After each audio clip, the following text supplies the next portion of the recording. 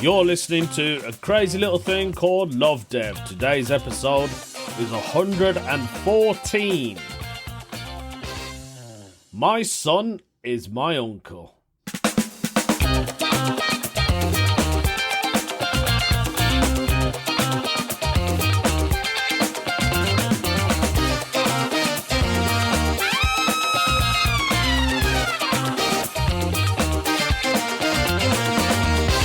It's my birthday. Happy birthday to me. Happy birthday to me. Happy birthday to me. Happy birthday to me.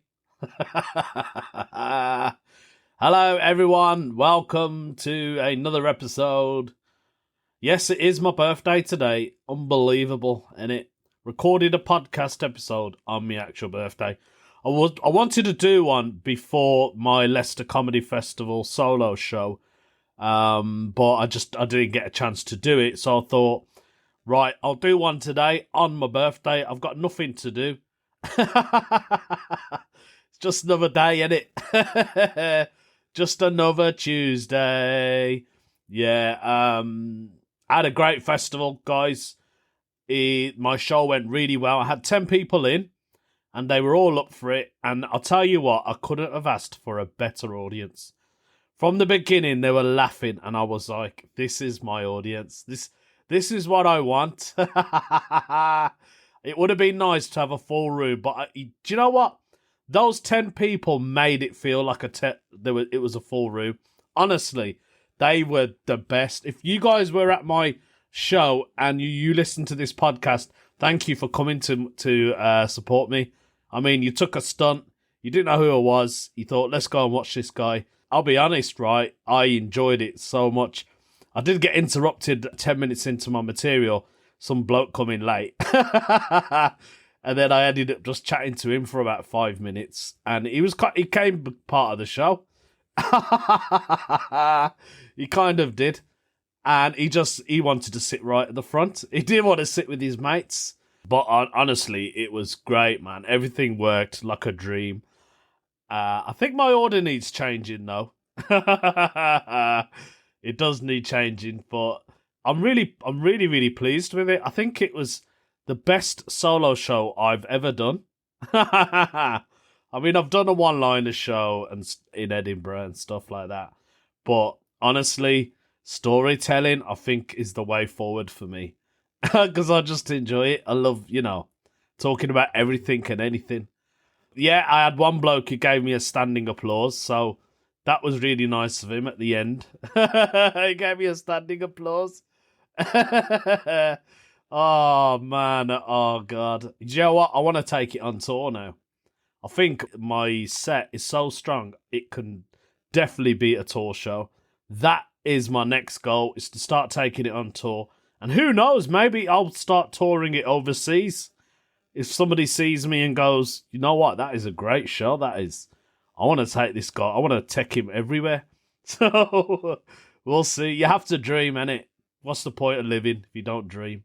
Yeah, I did catch a couple of other shows. I did some spots on the day of my festival show afterwards, and they were a lot of fun. I got to see Ishan Akbar as well. He was at the Big Difference Comedy Club at the Leicester Comedy Festival. I went down to watch him because another friend of mine, Steve Lee, who plays a character called Mad Ron, he bought me a ticket and he was like, let's go and see him. I was like, yeah, go on then. I don't mind. And Ishan was great. He had a full room, man. There was loads of people in there for him, and he was just doing like new stuff, and it was like a workshop, but it was very entertaining. I really enjoyed Ishan. I think he's a great comic. And that's what I've been up to. It is my birthday, as I've already mentioned, and I thought about going to Popeyes. You know, Popeyes, Louisiana. Is it Louisiana? How'd you say it? Louisiana. I don't even know how to say it. Anyway, the American brand Popeyes.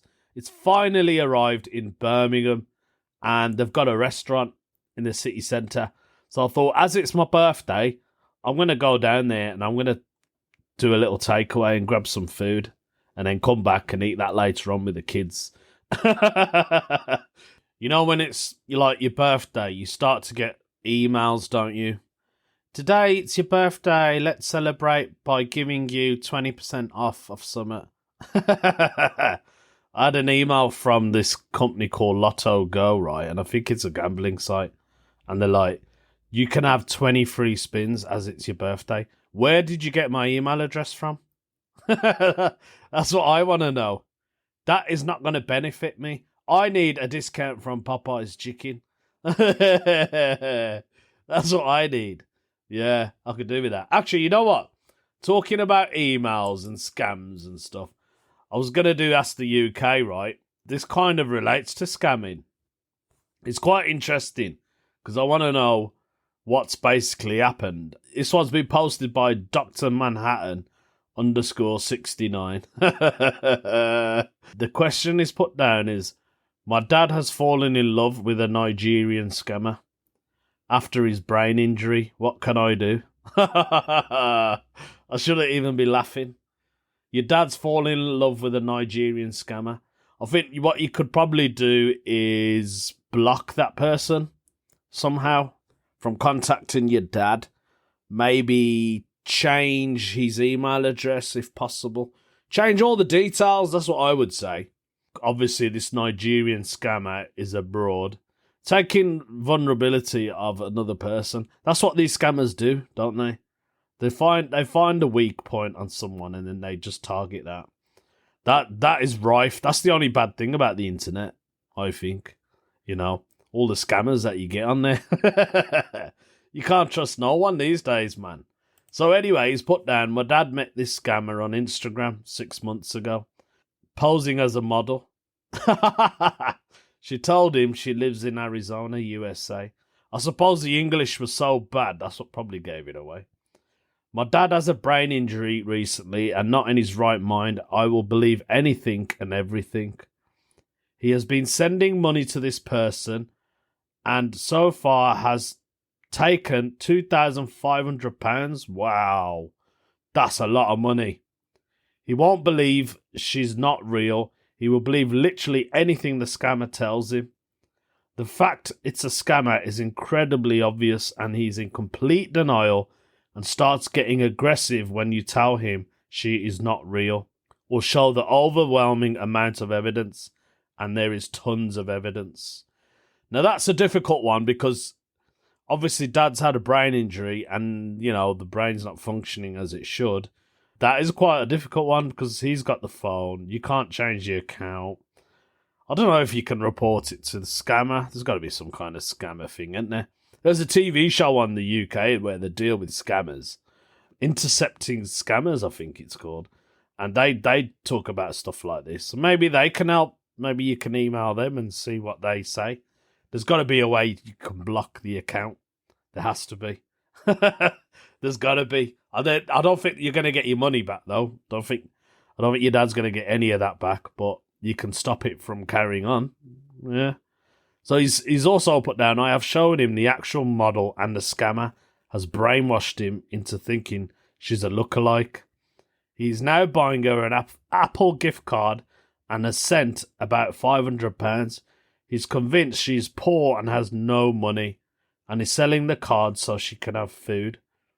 At this rate, I'm convinced he will blow his life savings on her. Oh, that is a very difficult one, Dr. Manhattan. That's probably my best advice is get in touch. The fraud team, maybe. The bank. Bank might help. Speak to the bank. Say this is what's going on.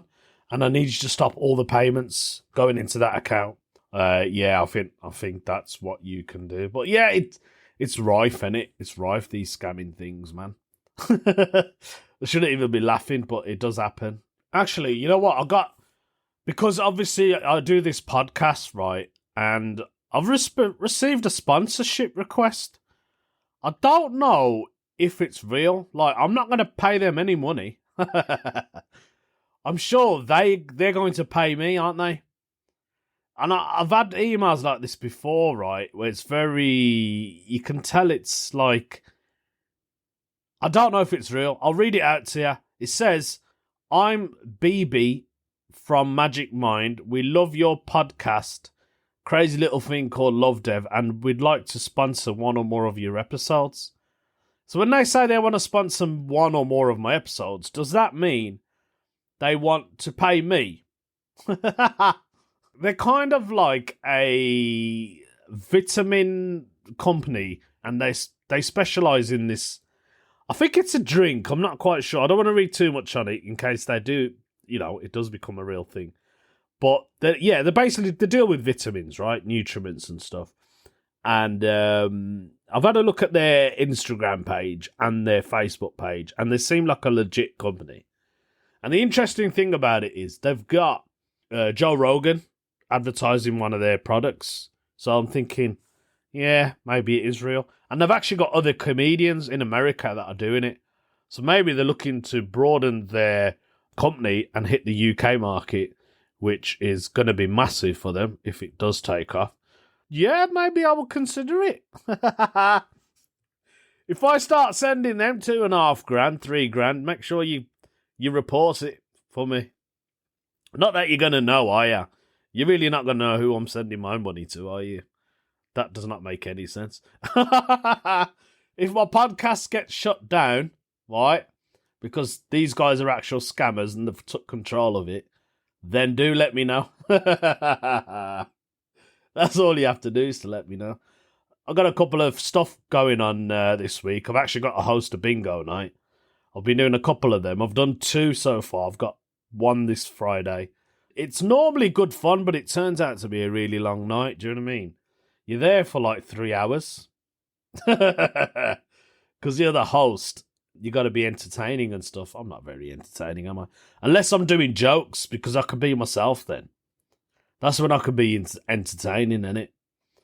Actually, talking about entertaining, let's do a no stupid question. See if anything there is going to entertain us, folks.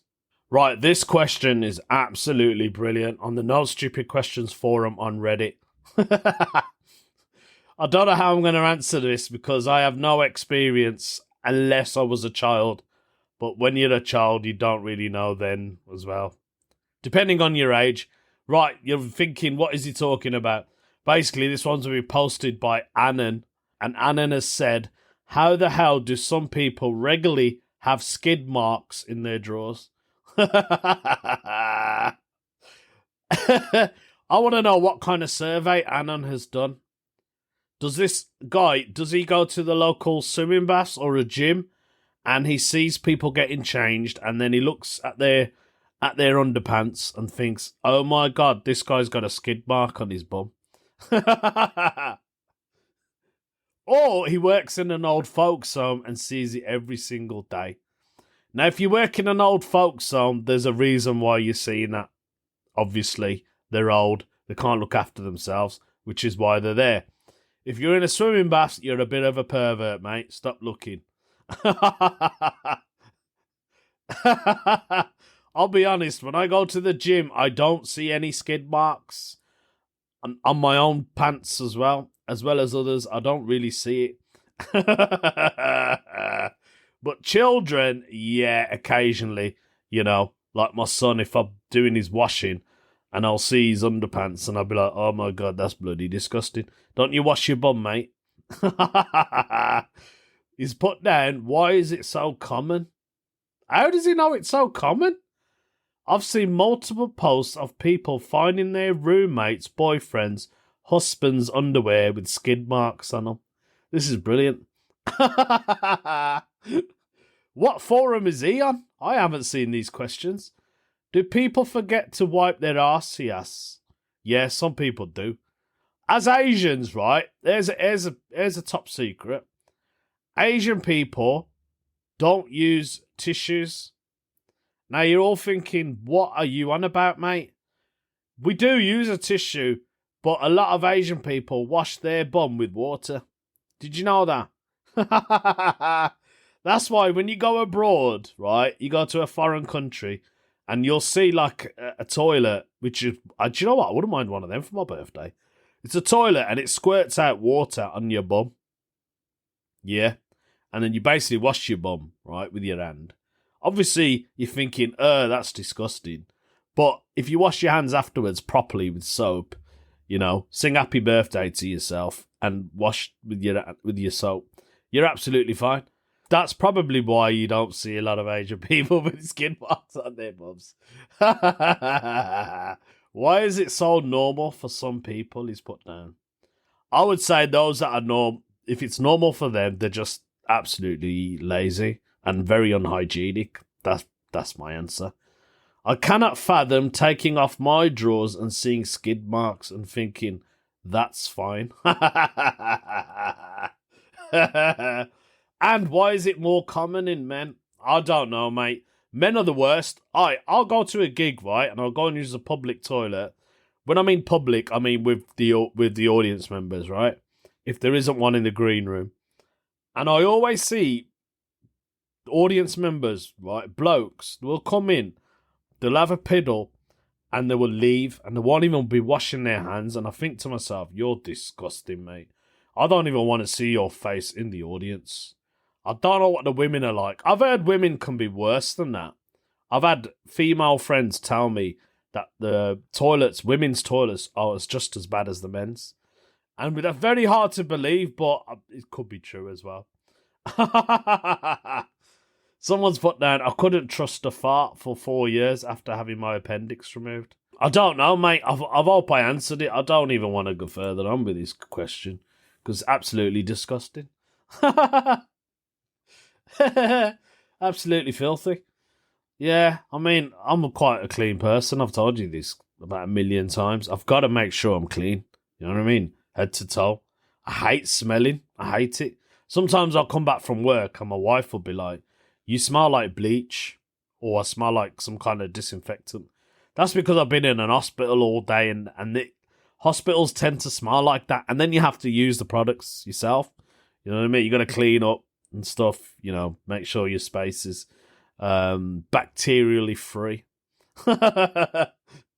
So that's one of the reasons. I want to do a weird news story so I can crack on with the rest of my birthday. Although I'm not doing anything, but you know what I mean. I might just chill. Might do a bit of writing, you know what I mean? Carry on writing my comedy. Maybe this will give me some comedy. I hope it's a good weird news story. Let's find out. And you know what, folks? Just like that, I think I found the most bizarrest story of all the stories that I've probably done on this podcast. It sounds so bizarre, right, that I think it's made up. I'm really not sure. All right, let's do it. I don't know where it is, what country it comes from. The title is just as mind-boggling. Here it is. Dad devastated to learn his son is actually his uncle. Hang on a minute. What was that? Scratch a record.